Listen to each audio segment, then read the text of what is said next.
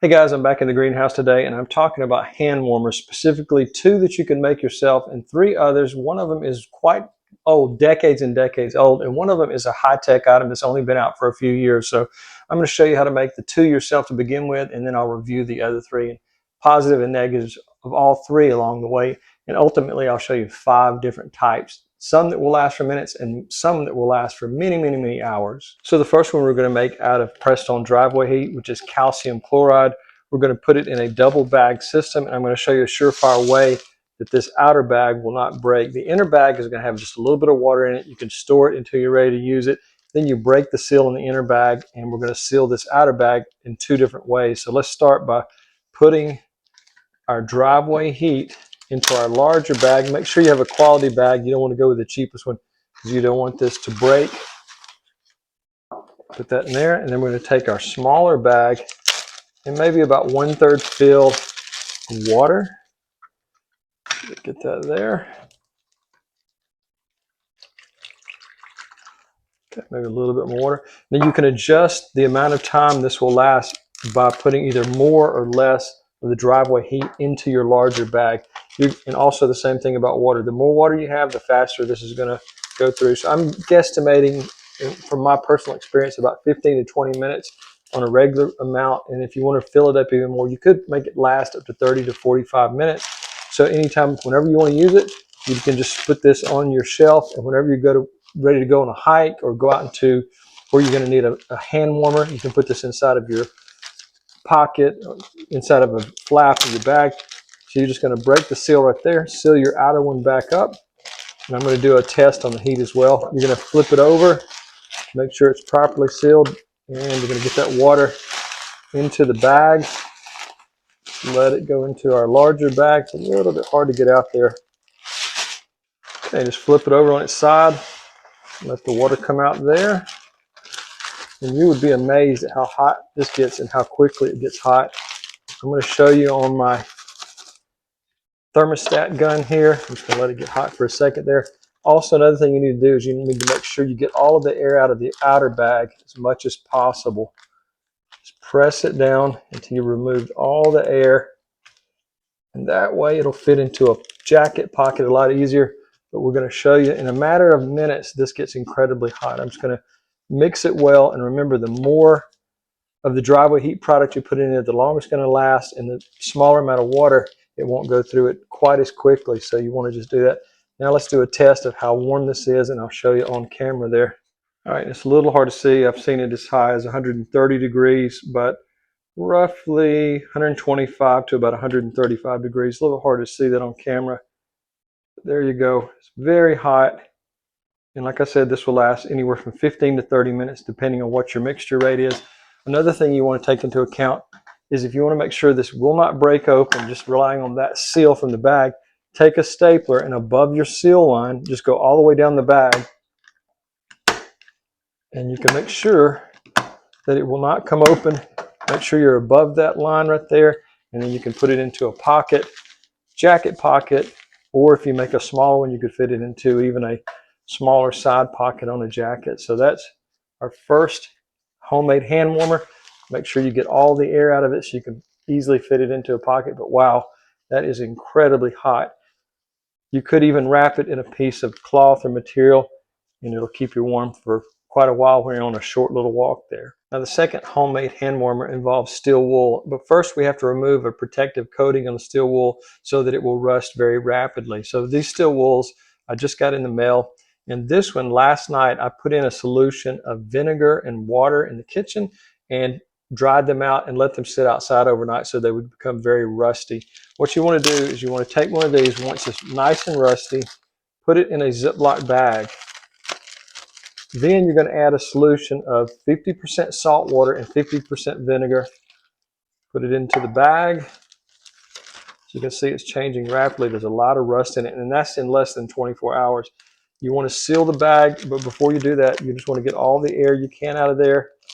And the reaction that happens with the salt water, vinegar, and the rust will create heat.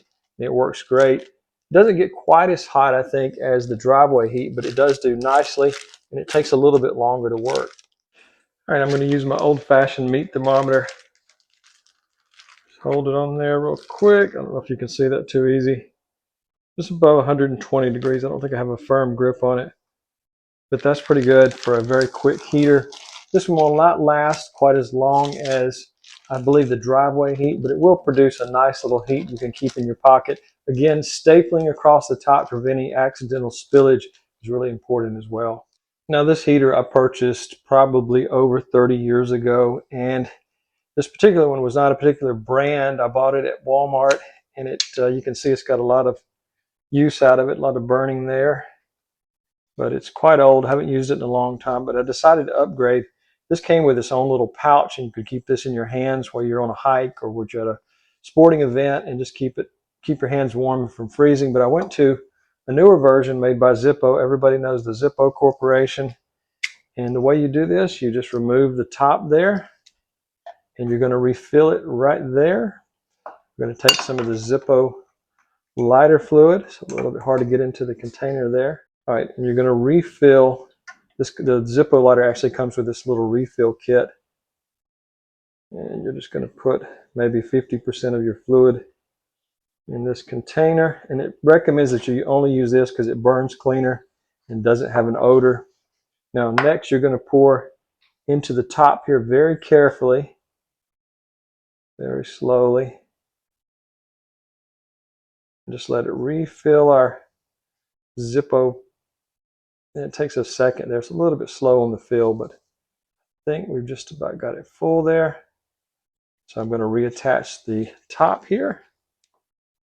Now lighting it for the first time takes a little bit of time, so we're going to use our torch. I'm going to get my Zippo lighter fluid out of the way to make sure we don't accidentally ignite that. And you're just going to do that right there. And this is a catalytic heater. It does not actually have an open flame, not like a Zippo lighter, but it produces just a small amount of heat. So you may have to turn it upside down once or twice to get a little bit of the fluid in the right spot. Try to light it again there. Give it a second.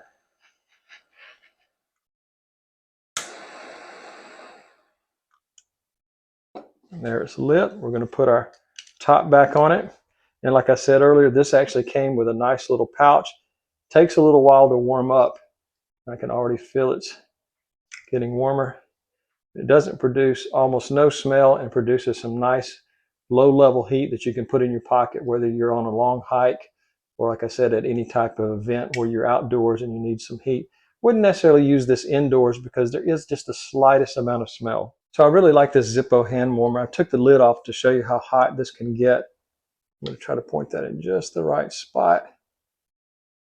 And so it's amazing how hot this can get. You can see over 300 degrees if I can hold it still there.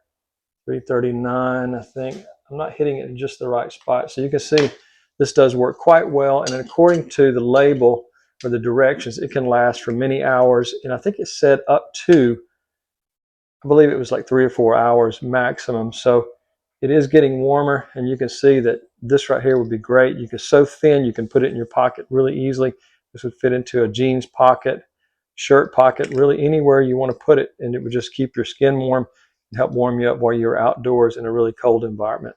Now, one more note about the Zippo lighter. The outside, even though the inside can be 275 to 300 degrees, the outside is a comfortable 80, 90, and up to 100 degrees. So it's not going to burn you. It's just going to be quite warm, and you can comfortably keep it in a pocket. So I wanted to make sure that I explained that 275 to 300 degrees does not include the outer area, and I can feel just heat coming out of these little holes, and it's quite warm. It's really great for a winter's day. Now next are these little USB handheld warmers, and it comes in a pack of 2. I've got it on high, and it also has a flashlight on the back, which I really like. You can have different settings. You can have 2-sided heating or just 1-sided heating, and I think it's 3 different levels of heating, but I want to show you. This has been on for just a few minutes, and I want to show you real quick at the temperature. I did see it hit 106 a second ago. There we go, 106, 107, 108, 109. So these little devices right here are, I guess, relatively new. I'd never seen one until I was researching different types of hand warmers, but I really like it. It's really great. You can charge it. You can also use it as a USB charger for a phone, so it has power in it, and they're completely rechargeable. had a lot of positive reviews, so that's one of the reasons I wanted this one, and the price was great too. The Zippo lighter and this little bit more of a high-tech lighter, I'm going to put a link in the description to both of them. But this, again, is very thin and it should fit in the pocket. So if you're at a sporting events, going on a hike, or if you just want to keep these in your cars for an emergency, you were to have some type of automotive problem, power outage, or whatever, or if you just wanted to keep one of these for safety, it's really great to have in the car. And it recommends that you charge it if you don't use it for over a month. Just do a general charge on it to make sure it's fully charged. Now, the next one, I remember seeing these in outdoor magazines all the way back to the 80s, and basically they're just a one-time use, and they say they can last up to 10 hours, and they take about 15 to 30 minutes to heat up. This has been out of the package maybe for 10 minutes. Let's see what it's doing. 105. I can hold it still there. 106. I'm sorry, it's out of focus there. 10. I saw 108 just a second ago. There's 107. 108. 10. Struggling to get to 109, but there you go. And if these will last even half of that amount of time, 5 hours would be great on a long hike. While you're camping or whatever else, good for emergency situations. You could keep it in your glove box. And like I said, these, once you're through with them, you just dispose of them. Someone had said you can do something to make them reusable, but I'm not sure how that works because the directions say do not puncture and dispose of it after they've been used. So it's really putting out a nice gentle heat. If your hands were cold and you didn't have a pair of gloves, these would save the day. Or even if you had a pair of gloves, you could slip them into the glove or in a pocket. Make it work really well for you in a cold environment. So probably out of everything I've made, my favorite is the old-fashioned Zippo. Like I said, I purchased a non-Zippo brand 30 years ago, and I've just had it in my garage for so long, and I felt like I wanted to try one of these Zippos when I saw they were for sale on Amazon. So again, everything that I've put together today, I'll put a link in the description. I can say that the Prestone, the driveway heat, was a little expensive on Amazon, so I actually ordered it from Walmart. It's less than $10 delivered from Walmart delivery service. So that's one thing I love about Walmart now, that you don't go to the store, they come to you. But anyways, whether you have a power outage or you just want to have these stored somewhere for emergencies, hurricanes, snowstorms, this could really be a lifesaver if you had to go outside for a long period of time, whether you were scraping ice off a car or you were having to go for a long extended walk. These are great. And this one really heated up nicely. I really like the Zippo. And there's no smell at all. I just barely smell a faint smell on it, but it's very not noticeable, to be honest with you. This high-tech one is great too. I measured 119 just a second ago on my thermometer, so both of these are working great. I will say that if you are creating the ones that have the liquid in it, make sure you use a stapler to make sure they're shut and they don't spill open. Not highly toxic, but you don't want to ingest it. Don't get it in your eyes or your mouth, and keep it away from pets and children. So that's really important for a safety factor. But these two, they work great. Again, you're using something that you have fuel in it, so be careful with that. And you want to be careful with these too, because electronics can overcharge sometimes. So just keep an eye on them. Don't let small children handle them. It's just an adult thing only. So guys, if you have a question about this video or any previous videos, I make videos mainly about gardening, and as you can see, bonsai is one of my hobbies, but that's primarily what I've made videos about in the past. But we're entering winter, and so gardening is coming kind of to a slowdown in my garden anyways. So if you have a question about this video or any previous video, please become a subscriber first, so I'll see that you've subscribed. I put subscribers to the front of the line on any questions that might pop up, and I'll try to give you the most accurate and honest answer possible. So guys, have a great day.